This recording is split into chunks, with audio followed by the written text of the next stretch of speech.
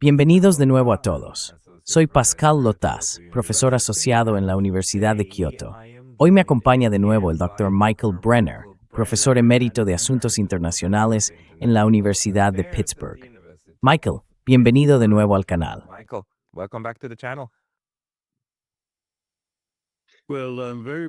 Bueno, me alegra mucho volver a estar contigo, Pascal. Te tengo algo de envidia.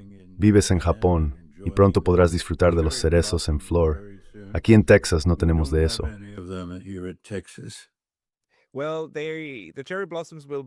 Bueno, los cerezos en flor florecerán pronto.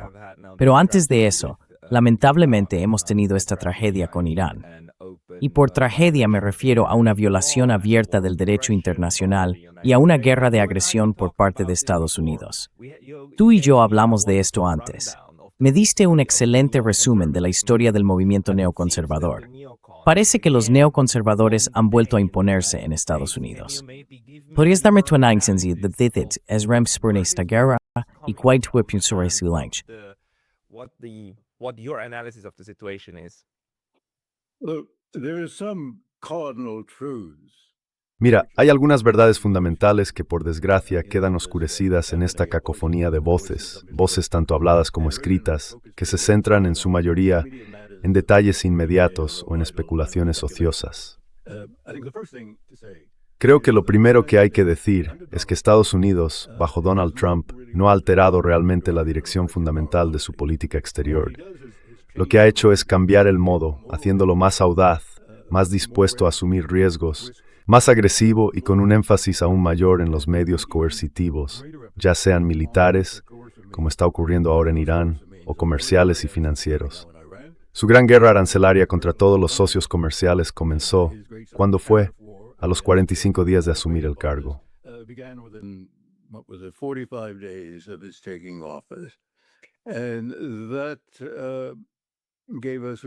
Y eso nos dio una indicación muy clara tanto del pensamiento del presidente, en la medida en que lo haya, como de sus principales colaboradores, así como de las medidas extremas a las que estaba dispuesto a recurrir. Dicho esto, creo que debemos tener en cuenta que existe un consenso subyacente notablemente amplio en Estados Unidos entre, digamos, los miembros de la comunidad de política exterior o las élites y la clase política en general. Este consenso se formuló por primera vez hace más de 30 años, justo al final de la Guerra Fría, en aquel famoso o, si se prefiere, infame, memorando que exponía con detalle una estrategia para que Estados Unidos estableciera su dominio, de hecho su hegemonía en sentido literal, a un coste relativamente bajo, así como los medios y métodos para institucionalizarla.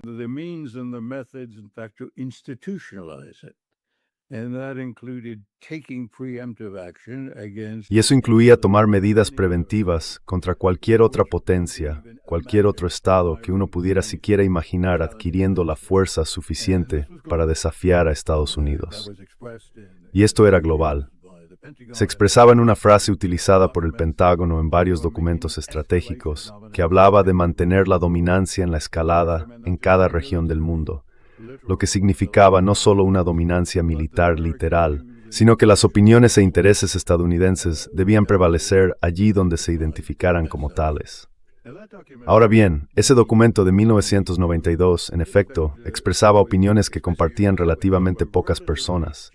De hecho, fue repudiado por el presidente Bush padre y por su administración, pero sí representaba el pensamiento de un núcleo voluntarioso de individuos, funcionarios, exfuncionarios, miembros de grupos de expertos y académicos.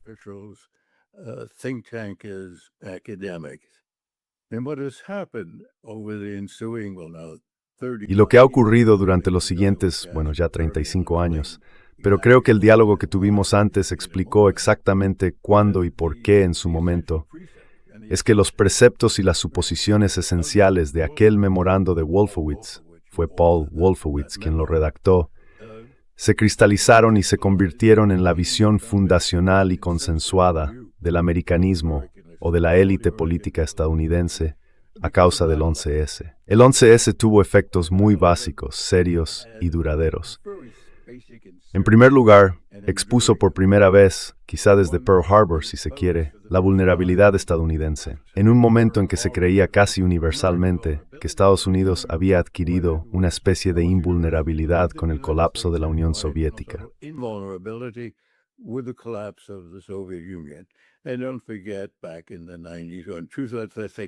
Y no olvidemos que en los años 90, digamos en 2001, China aún no se perfilaba como un tipo de competidor sistémico para Estados Unidos, como llegaría a ser 10, 15 o 20 años después. Así que fue un verdadero impacto para el pueblo estadounidense, para el sistema estadounidense. Y uno de los efectos que tuvo fue que reorientó y revitalizó el interés y la preocupación por cómo Estados Unidos podía utilizar sus abrumadores vectores de fuerza para, en efecto, alcanzar los objetivos subjetivos de proyectar su dominio y control sobre los aspectos más esenciales de los asuntos internacionales. También sirvió para justificar un nivel muy alto de intervención que se explicó y presentó en términos de la guerra contra el terrorismo.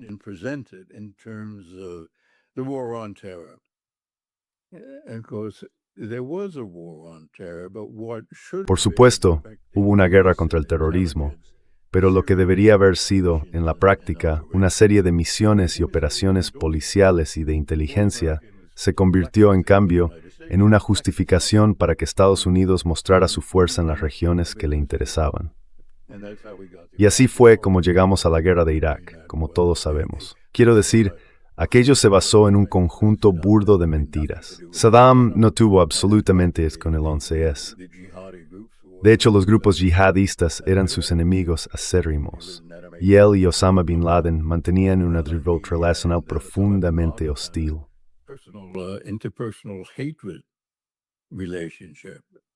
Saddam Hussein y Osama Bin Laden.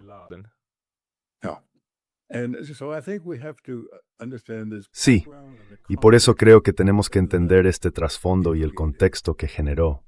Proporcionó el impulso, podrías considerarlo como el impulso teísta, hacia una política de aplicaciones cada vez más amplias, extendidas e intensas del poder estadounidense en todo el mundo.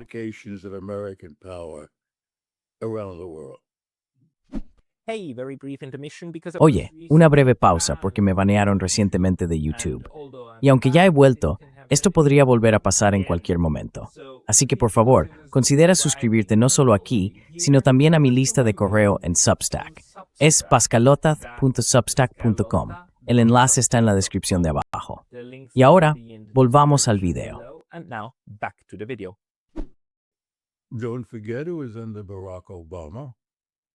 No olvides quién vino después de Barack Obama, a quien George W. Bush, el hijo menor, el que envió tropas estadounidenses a Siria, le pasó la antorcha del liderazgo estadounidense. Fue Obama quien introdujo la idea de los ataques con drones contra individuos identificados como enemigos de Estados Unidos, supuestamente líderes terroristas, una definición que se amplió enormemente. Fue Barack Obama quien implicó a Estados Unidos en el asalto saudí a Yemen. Sin la participación directa de Estados Unidos, no solo en términos de inteligencia, sino también proporcionando aviones para repostar los cazas saudíes, el asalto, que duró, ¿qué?, 4 o 5 años contra los hutíes en Yemen, habría sido técnica y físicamente imposible. Y las víctimas de esa campaña, que apenas recibió atención, se contaron por cientos de miles.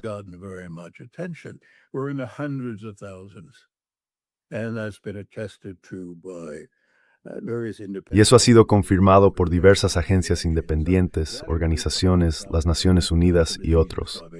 Eso incluye a un par de cientos de miles de niños que murieron de enfermedades y hambre a causa del bloqueo en el que participamos. Menciono esto no tanto por su importancia estratégica intrínseca, sino porque demostró hasta qué punto los líderes estadounidenses de todo tipo estaban dispuestos a actuar de manera agresiva en la escena internacional. Eso ayuda a, permíteme hacer aquí un punto importante. Si uno extrajera del memorando original de Wolfowitz un conjunto de proposiciones, yo lo hice en un artículo que escribí hace algún tiempo, y luego las pusiera junto a lo que parecen ser manifiestamente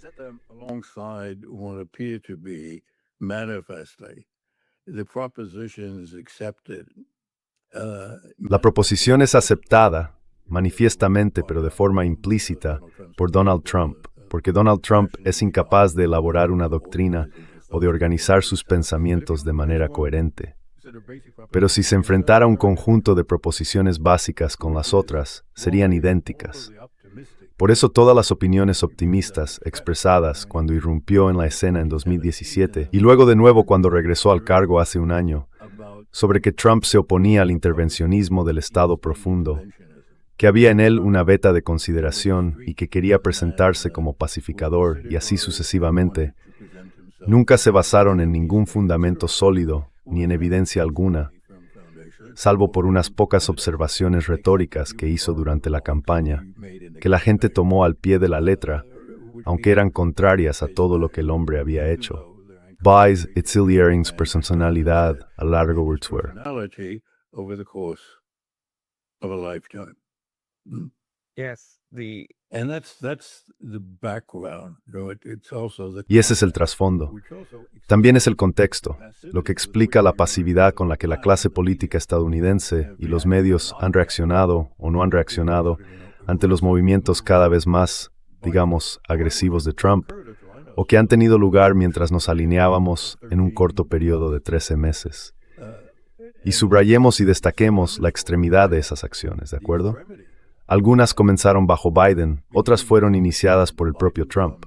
Hubo participación en el genocidio de Gaza, que no es poca cosa.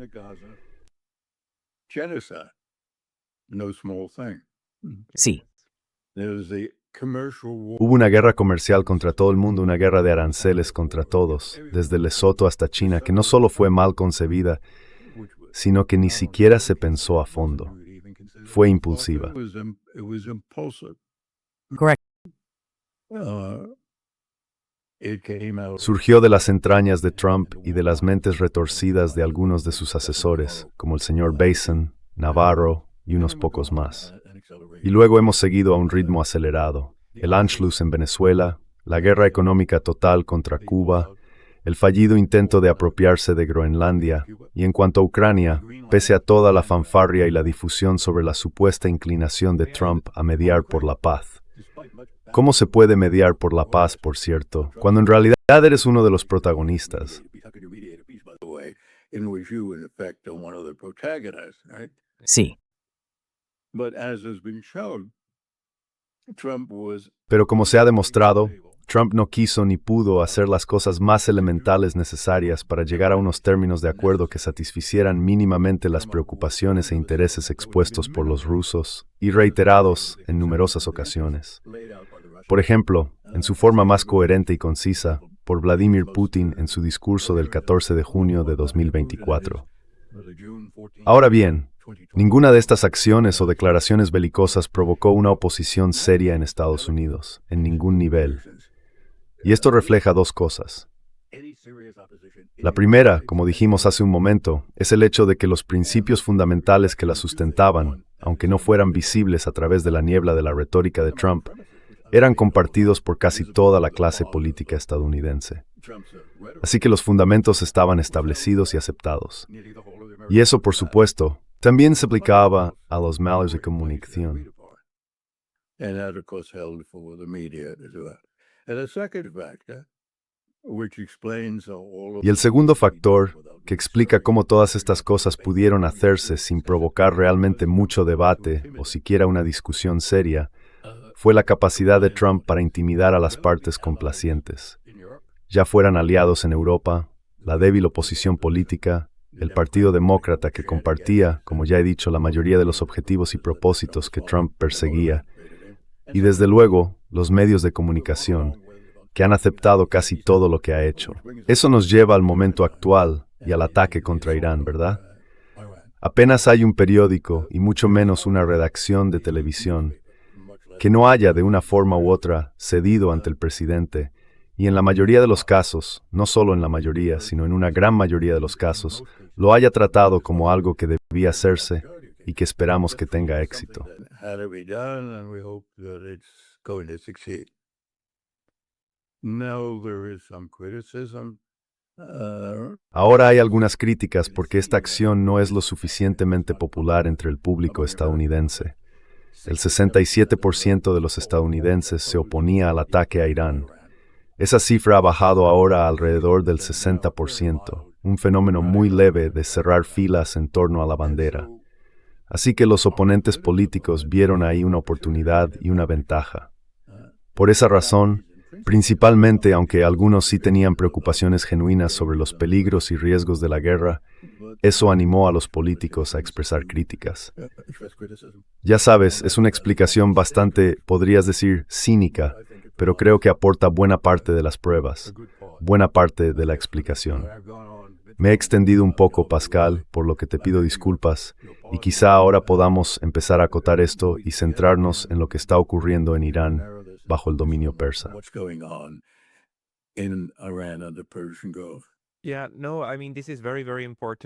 Sí, no. Quiero decir, esto es muy, muy importante. Creo que el punto que estás planteando es esencial, ¿verdad?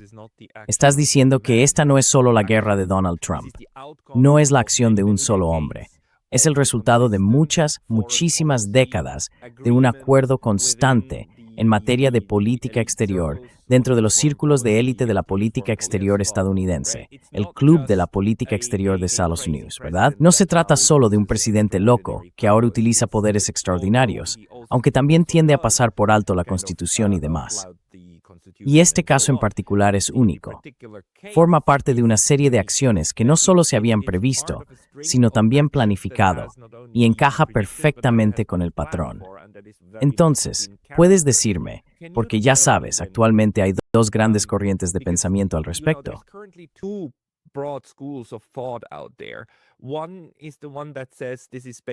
Una postura sostiene que Estados Unidos está básicamente manejado por Israel, por Benjamin Netanyahu, quien ha estado manipulando a Donald Trump y en realidad a todo el país desde hace mucho tiempo, como si fuera un violín. Por otro lado, hay quienes, especialmente Brian Berletic, dicen que eso no es cierto.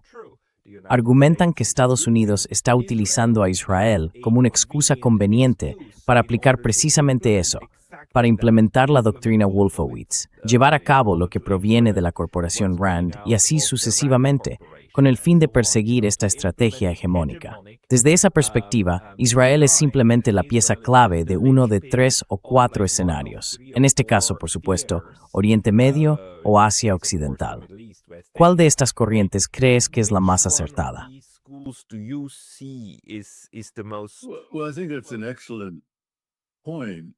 Bueno, creo que ese es un punto excelente, Pascal, y una pregunta esencial que plantear. Desde la perspectiva que tenemos ahora, hay sin duda una convergencia entre las propias ambiciones de Israel, crear un gran Israel, y el deseo estadounidense de controlar y dominar una zona que se consideraba vital tanto económica como estratégicamente. ¿Por qué estratégicamente? Bueno, esa es una cuestión algo escurridiza, porque nadie más estaba en posición de controlarla o de usar su dominio contra Estados Unidos. Es decir, es una noción de la Guerra Fría que no ha tenido raíces en la realidad durante los últimos 30 años. Pero desde el marco de Wolfowitz, que ha sido asimilado por las élites políticas estadounidenses, tenía sentido, porque se trata de una región muy importante. Así que son centrales en una estrategia global estadounidense de dominio y control absolutos.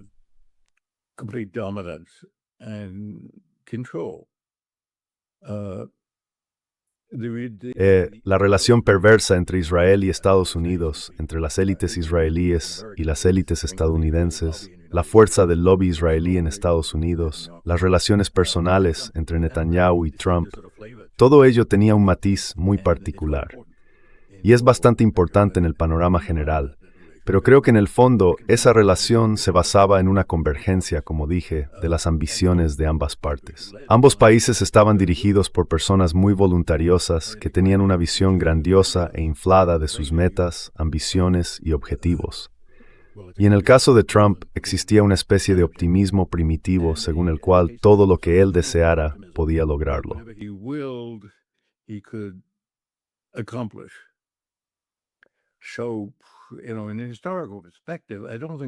Así que desde una perspectiva histórica, no creo que los acontecimientos concretos de los últimos 3 o 4 años, remontándonos a la era de Biden, Gaza y demás, fueran absolutamente inevitables. Tuvimos el 11S, que sirvió de gran estímulo para que Netanyahu persiguiera sus propias ambiciones y tuvo un impacto tremendo en Estados Unidos. Del mismo modo, un presidente estadounidense distinto de Trump quizá no habría comprometido tan a la ligera a Estados Unidos en acciones tan drásticas como las que nos han llevado hasta el presente, como lanzar un ataque contra Irán, algo totalmente insensato y extremadamente peligroso. Dicho esto, aunque no había inevitabilidad, la lógica estratégica ya estaba presente y, por tanto, permitía que esto ocurriera, incluso si los factores inmediatos provenían del carácter y la personalidad de Netanyahu y Trump.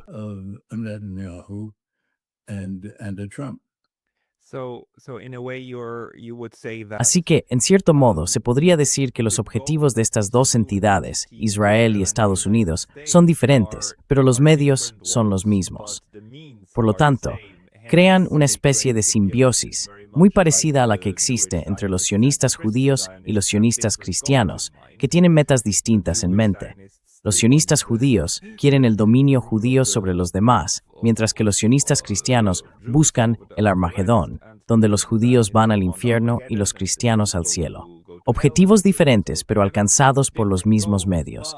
Así que cooperan, unidos de forma inseparable, como diría John Mearsheimer.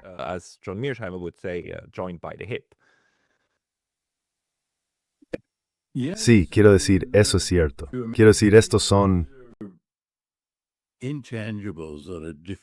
intangibles que son difíciles de precisar, pero en mi opinión son extremadamente importantes, porque la psicología o la psicopatología en juego se desvían en ángulo agudos.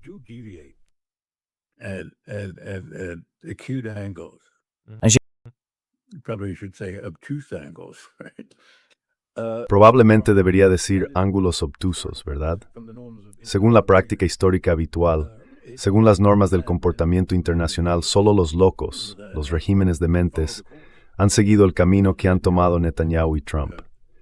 Es difícil encontrar precedentes históricos entre estados, gobiernos o líderes que podamos considerar más convencionales, más normales en su conducta.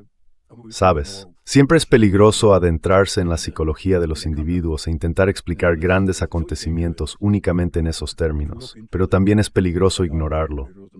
Sí quiero decir, esto nos lleva de nuevo a cuando, o a quien sea, cuando un presidente electo de un país soberano, que no representaba ninguna amenaza, que no estaba implicado en ningún conflicto serio con, en este caso, Estados Unidos y el presidente Maduro, decide hacer la vista gorda ante un genocidio, cuando no existe ninguna base ni experiencia histórica que justifique que Estados Unidos y los estadounidenses actúen como cómplices en ello.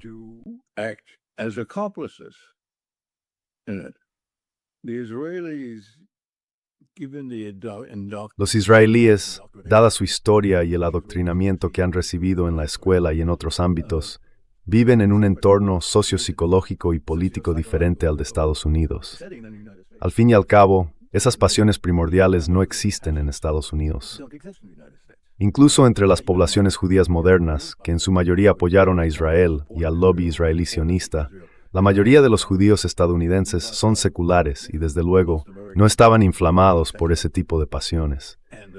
Así que realmente no hay precedentes para muchos de estos acontecimientos. Decisiones y desarrollos que cambian el mundo, literalmente cambian el mundo, los cuales nos obligan a esforzarnos mentalmente en busca de explicaciones.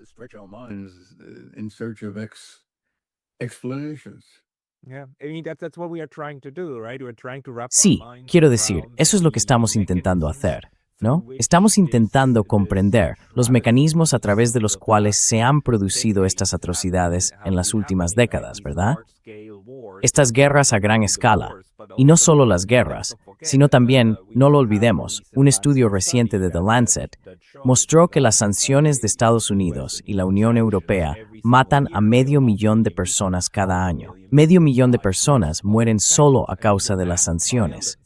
Quiero decir, la violencia masiva desatada por Occidente, no solo por Estados Unidos, sino por la forma en que funciona todo el sistema, es tremenda, ¿no? Entonces, ¿cómo? ¿Por qué y de qué manera ocurre? why and how does it happen? And when we ask about the culpability of individual Y cuando leaders, preguntamos por la culpabilidad de los líderes individuales, planteamos esta vieja cuestión, ¿verdad? ¿Habría ocurrido la Segunda Guerra Mundial si Hitler no hubiera estado allí? ¿Si lo hubieran matado en la Primera Guerra Mundial? ¿Habría ocurrido? Pero la respuesta parece ser, cada vez más, que no. Es un sistema. El sistema produce a las figuras que llevan a cabo aquello para lo que el sistema está orientado. Ahora bien, la cuestión de cómo funciona este sistema tiene que ver, por supuesto, con cuán estrecha o profundamente funciona la integración entre Israel y Estados Unidos, porque está claro que existe influencia en ambas direcciones. Lo vemos cada vez que Netanyahu visita Estados Unidos.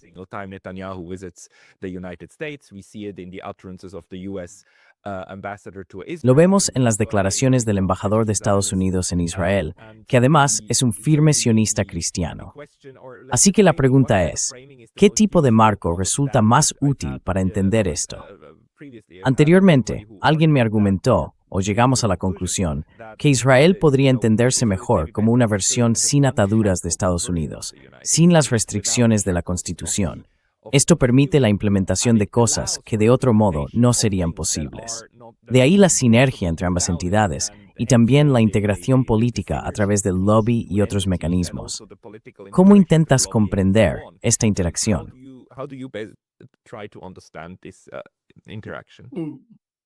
Pascal, Bueno, quizás sea útil. Nos estamos concentrando en Estados Unidos, y hay algunos elementos exclusivamente estadounidenses. Los privilegios que los propios estadounidenses se conceden como país y que los líderes estadounidenses conceden al gobierno de Estados Unidos. Ya sabes, están arraigados en esa creencia autóctona que de una forma u otra impregna la cultura y la sociedad estadounidenses, que Estados Unidos nació en un estado de virtud original. Hay algo de teología en ello. La idea de que Estados Unidos fue puesto aquí, para algunos por la providencia, para otros por la historia, para ser el faro, para mostrar el camino hacia un mundo mejor y más ilustrado, y cada vez más como agente para tomar iniciativas que impulsen ese camino. Eso está muy profundamente arraigado.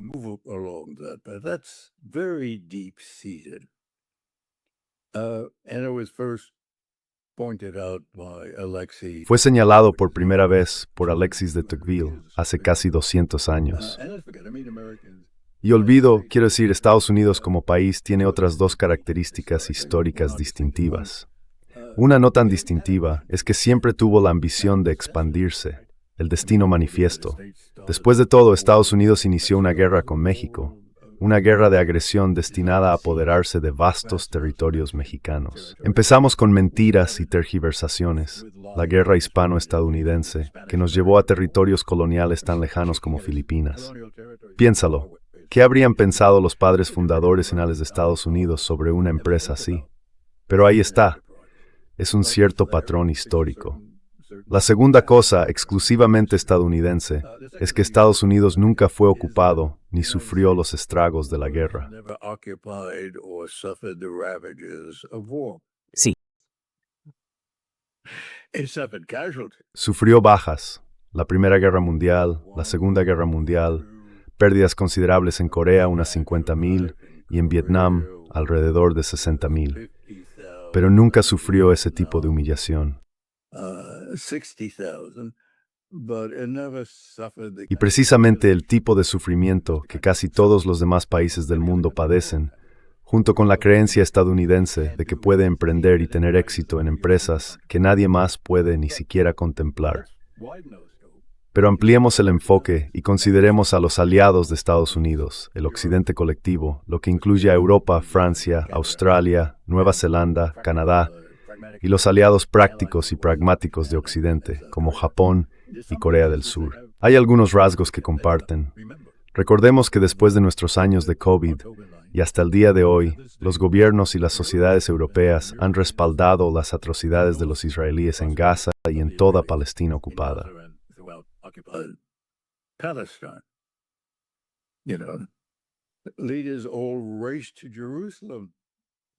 Todos los líderes corrieron a Jerusalén, no solo para abrazar ese momento, sino para darle luz verde para hacer lo que quisiera. Era como si, usando una analogía burda, una banda de ángeles del infierno se apresurara a participar en un evento de violación colectiva. Y eso se ha mantenido hasta hoy, lo cual es muy extraño, dada la historia de la posguerra en Europa, especialmente en Europa Occidental, y la aparente institucionalización de los valores ilustrados. Incluso hoy, los europeos, ya sabes, hablan de promover y exportar sus valores. Justo hoy, o quizá ayer, el Parlamento Europeo otorgó por primera vez sus premios al mérito a quienes promueven los valores europeos. Entre los galardonados estaban Zelensky, que recibió la más alta distinción, Bono del grupo de rock U2 y varias otras personas de dudosa reputación.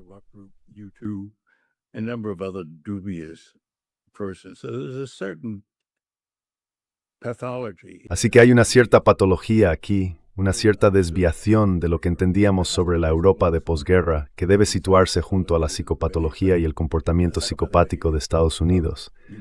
Pero no es fácil decir qué lo explica. Hay ciertas cosas que tienen en común y que de nuevo creo que son factores permisivos. Una es una forma sutil, y no tan sutil, de racismo. El racismo es un concepto muy nebuloso y esquivo. Tiene múltiples dimensiones y puede adoptar una amplia gama de formas diversas. Pero no cabe duda, basándonos en las pruebas de los últimos años, de que los países occidentales siguen teniendo un profundo sentimiento de superioridad, una superioridad moral, en comparación con otras razas. La elegancia de la religión también se mezcla en ello. ¿Sabes qué necesitamos? Puedo simplemente. No creo que se pueda explicar la actitud mahalia hacia las atrocidades cometidas contra los palestinos y la aceptación universal de las mismas sin tener eso en cuenta. O solo otro punto, en otro sentido, la creciente obsesión estadounidense con China como rival por el puesto número 1, como si existiera un trono en el mundo que alguien tuviera que ocupar y que Estados Unidos se creyera, como dijimos, providencialmente destinado a sentarse en ese trono. Esa obsesión con China no es solo pragmática o práctica. Creo que es razonable decir que también un elemento racial. No eran alemanes. Los chinos no son alemanes, ni siquiera rusos. Son una raza diferente.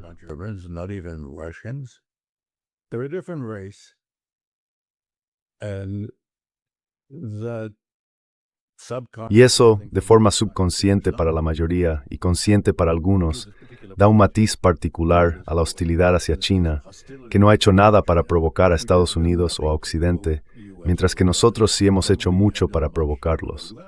Romper un acuerdo de medio siglo, pactado entre Mao, Nixon y Kissinger, sobre la verdad fundamental de que Taiwán es una parte integral de China. Y luego, casi de la noche a la mañana decimos que no. Queremos que esta isla, a 7 u 8 mil millas de distancia de nosotros, no forme parte de China, que sea independiente y esté bajo control estadounidense.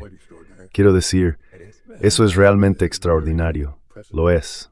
Y hay muy pocos precedentes, si es que hay alguno, de algo así. Y creo que hay un elemento racial asociado a ello. Lo hay, y deberíamos reconocerlo. Sí. Por supuesto, en Estados Unidos y en Europa, por razones algo diferentes, existe una animosidad profundamente arraigada y un pensamiento discriminatorio hacia los musulmanes. Sí, y permíteme añadir, ya sabes, Estados Unidos se remonta a aquellos pequeños incidentes terroristas de los años 80 y 90, y luego, por supuesto, al 11 de septiembre. En Europa, tiene mucho que ver con los problemas de asimilación de grandes poblaciones musulmanas procedentes de lugares lejanos del mundo, en Alemania, Francia, Bélgica, los Países Bajos, Gran Bretaña y así sucesivamente. Por supuesto, Estados Unidos hoy en día es más propenso que nadie a irse a los extremos. Te daré un ejemplo local aquí en Texas, donde resido por mis pecados de toda una vida. El gobierno estatal, cuyos altos cargos y gobernador pueden calificarse con razón de cuasifascistas, ha intentado socavar el sistema de escuelas públicas creando un sistema de vales educativos. En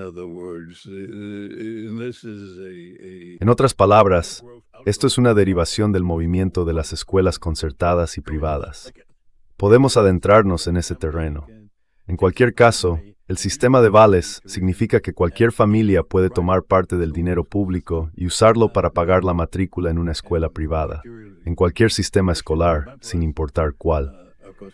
Y por supuesto, los fundamentalistas cristianos han estado muy interesados en ello y lo han estado promoviendo en Texas. Ahora bien, por motivos de dudosa constitucionalidad, también puede utilizarse para pagar la matrícula en escuelas religiosas sectarias, ya sean católicas, protestantes, judías o de cualquier otro tipo. Pero la orden ejecutiva emitida por nuestro gobernador, ahora confirmada por sus adjuntos, establece que las escuelas privadas, con cualquier tipo de asociación con el Islam, en cualquier forma, quedan excluidas o prohíben solicitar la certificación y alátir las subvenciones. And eligibility for those grants. Hmm. You can't get more racist. No se puede ser más racista que eso. ¿Es esto característico de todos los estadounidenses? No. Pero creo que el punto a considerar es que ahora en Estados Unidos se hacen muchas cosas, tanto por parte de los gobiernos estatales como del gobierno federal, que habrían sido absolutamente impensables hace, ¿qué?, 30 o 40 años. Quiero decir, nadie podría haber hecho esto en aquel entonces. Por supuesto, probablemente acabará siendo declarado inconstitucional por el Tribunal Supremo, a pesar de su inclinación y simpatías hacia Trump y la derecha cristiana. Pero mientras tanto, se va a aplicar, y el proceso de revisión judicial va a llevar años. Sí. And Y hay muchas cosas en áreas consistentes, estas que son errores de útiles en la experiencia en Taunlin. Cuando hablamos de relaciones internacionales, lo que intentamos comprender no son necesariamente el racismo o las inclinaciones violentas de los individuos. Intentamos entenderlo a un nivel sistémico, ¿verdad? The racism or the violence of violent inclinations of individuals. We try to understand this on the systemic level, right? And what you're pointing out is that there is inherent Y lo que está señalando es que existe un racismo sistémico inherente, no en el sentido woke liberal, sino en el sentido de una discriminación seria a lo largo de los siglos, en realidad. No olvidemos que Estados Unidos no existiría si no fuera por el genocidio de la población indígena en América del Norte. Hawái no formaría parte de Estados Unidos, y así sucesivamente. Y Europa, por mucho que me pese decirlo, ya sabes, la violación, el saqueo y la guerra son valores europeos. Lo único que no nos gusta es cuando se vuelven contra nosotros mismos. Así que el único pecado que se ha reconocido en los últimos 100 años es que el genocidio de los judíos no fue algo bueno, porque formaban parte de nuestra propia sociedad. Pero cada vez que empieza una nueva guerra, solemos ver esas declaraciones abiertamente racistas, ya sea en Ucrania, cuando un reportero de la CNN dice, you at small, refugees are not real refugees, they're blonde and blue-eyed, these are normal people, and he used that kind of wording, right? Estas son personas normales, y él usó ese tipo de lenguaje, ¿verdad? Lo vemos con Gaza, cuando el 7 de octubre fue descrito como un genocidio varias veces en todos los medios, como la mayor matanza de judíos desde el Holocausto. Y luego, con 100,000 muertos en Gaza, todavía hay un debate sobre si esto puede llamarse genocidio o no. Y las personas que usan la palabra genocidio en Alemania, algunas de ellas están en los tribunales, están siendo procesadas por este tipo de cosas. Así que vemos cómo estas inclinaciones extremadamente mentales, extremadamente violentas, de los europeos y de los estadounidenses, se manifiestan, por desgracia, una y otra vez en la forma en que abordan su entorno cercano y lejano. Y me pregunto ahora, si pasamos los últimos 15 minutos o así a Irán, tu análisis sobre la última guerra con Irán, ¿de qué trata realmente y cómo ves su desarrollo? De acuerdo.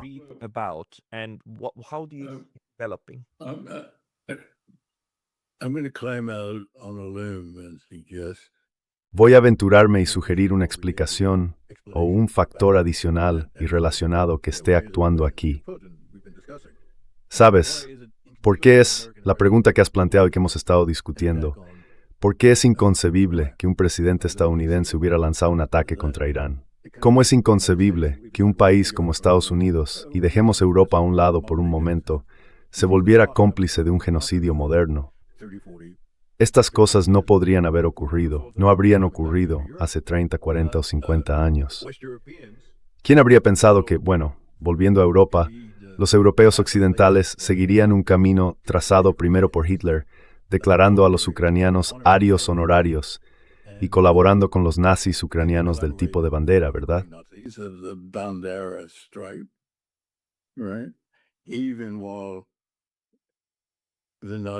Aunque la ocupación nazi en Ucrania llevó a la masacre de muchos ucranianos, ¿por qué fueron ciegos o hicieron la vista gorda ante el hecho de que unidades clave del ejército ucraniano llevaban insignias nazis en sus uniformes, o de que el gobierno promovía la instalación de estatuas en honor a bandera?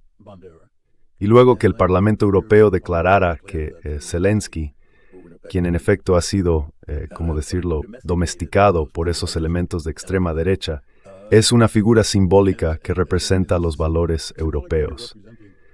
Así que permíteme añadir otro elemento, quizá basándome en mi comprensión de lo que está ocurriendo en Estados Unidos, pero que parece estar extendiéndose por todo el mundo occidental.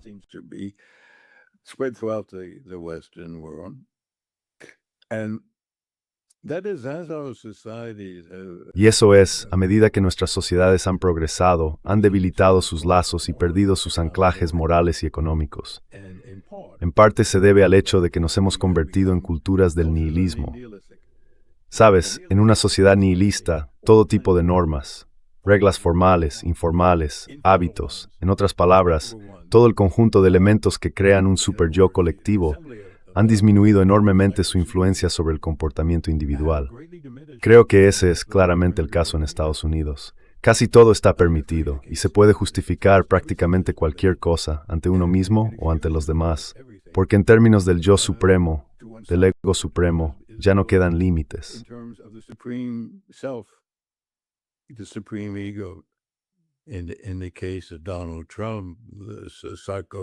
En el caso de Donald Trump, el narcisismo psicopatológico, ¿verdad? Creo que eso forma parte de una explicación o de un factor de fondo que ayuda a explicar no solo el inicio de algunas de estas acciones y comportamientos previamente inaceptables, porque siempre tiene que haber un acto volitivo por parte de algún individuo o grupo, sino también la tolerancia hacia ellos, su aceptación. Y eso, sin duda, está cambiando. Creo que es una manifestación de un fenómeno cultural mucho más amplio. Pero eso es un terreno resbaladizo. Quizás sea mejor no aventurarnos demasiado, o podríamos resbalar y caer en ello, o en algún asunto de ese tipo.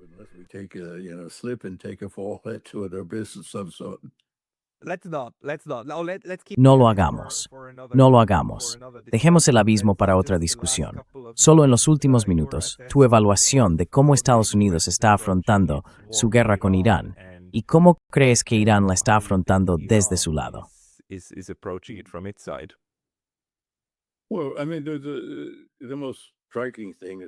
Bueno, quiero decir, lo más llamativo, aparte de la audacia y la locura de lo que han hecho, la irracionalidad, es que no hay ningún plan.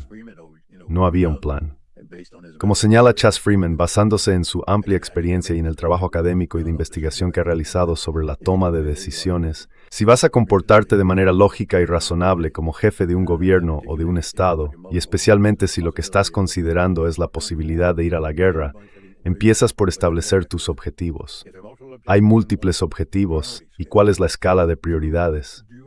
En segundo lugar, tienes los medios para alcanzarlos, militares, financieros, políticos, internos y externos. ¿Y qué medios tiene tu oponente? Y por último, ¿en qué condiciones esperas terminar la guerra? Nada de esto ha sido pensado ni planteado por la gente de Trump, así que están completamente a la deriva.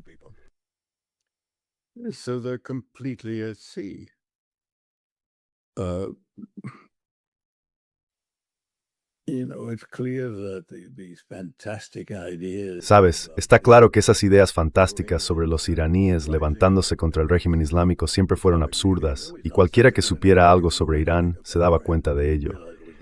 Era un mundo de fantasía habitado por Trump y sus principales asesores. Y así, comprensiblemente, Cuando ese sueño fantástico se desinfla, como ya ha ocurrido, no sabes hacia dónde mirar.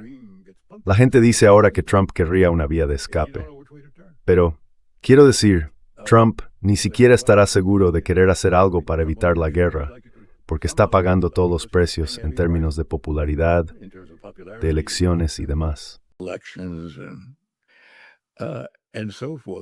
Pero es un poco como Ucrania, ya sabes.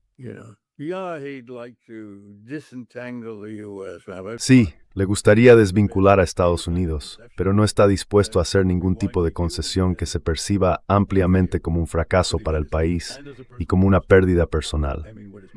Quiero decir, lo más intolerable para alguien con la personalidad narcisista de Trump es ser etiquetado, ser visto como un perdedor. Y por eso es muy difícil ver cómo puede sacarse del embrollo con Irán, cuando cualquier salida razonable, inevitablemente, va a reflejar lo que la mayoría de la gente, los estados y los gobiernos verán como un fracaso, y a Estados Unidos y a Trump personalmente como un perdedor. Creo que esa es una de las razones por las que sospecho, porque no tengo información privilegiada sobre estos asuntos, que no va a haber una vía de escape o que la administración no va a considerar ninguna opción viable a corto plazo.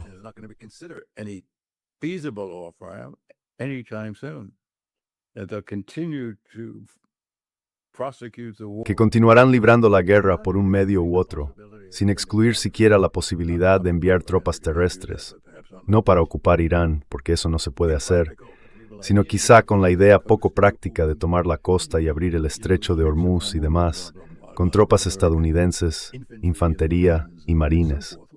Para la mayoría de las personas con experiencia militar, eso era casi imposible. Muy bien podrían hacerlo. Trump y sus asociados podrían perfectamente seguir ese camino, porque en términos puramente personales y en cuanto a la visión grandiosa de Estados Unidos en el mundo, perder o admitir el fracaso es peor.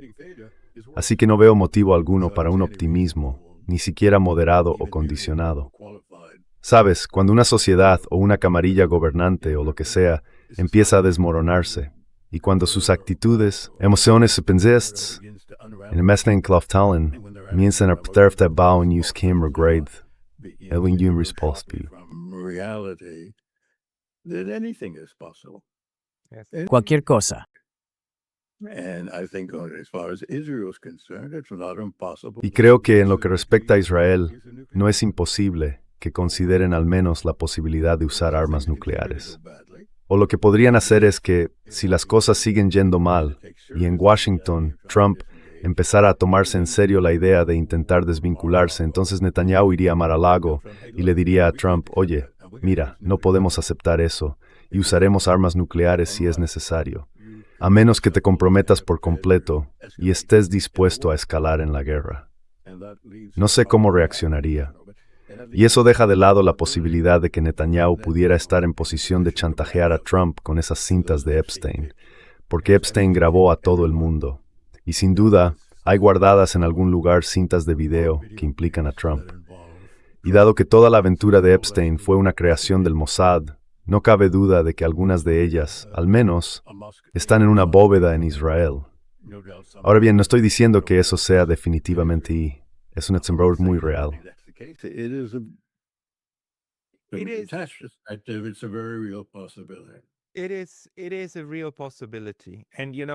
Es una posibilidad real. Y ya sabes, esta es una de las cosas que aún tendremos que explorar en el futuro. Porque ya sabes, la presidencia de Trump, para empezar, fue muchas cosas. Pero una cosa que no fue, o que él no fue, es sanguinario. No era el tipo de persona que diría, los mataremos a todos y los masacraremos, y cosas por el estilo. Ahora sí lo hace. Con el anuncio de esta guerra, lo hizo.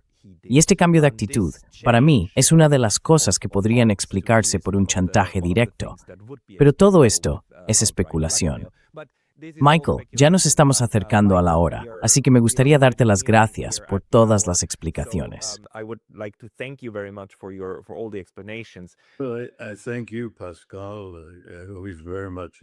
Te lo agradezco, Pascal. Siempre disfruto mucho hablar contigo, por lo interesantes que son las conversaciones. Debo admitir que envidio la primavera en Tokio y los cerezos en flor. Al fin y al cabo, viviendo aquí en las llanuras del territorio Comanche, en Texas, Lo más emocionante que puedo esperar es ver los vientos de primavera y las bolas de hierba rodando por la calle principal.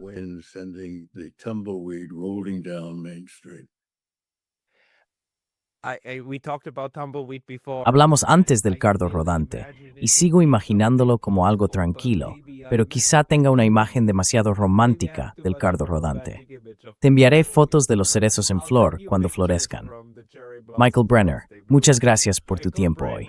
Thank you very much for your time today. Gracias, gracias Pascal.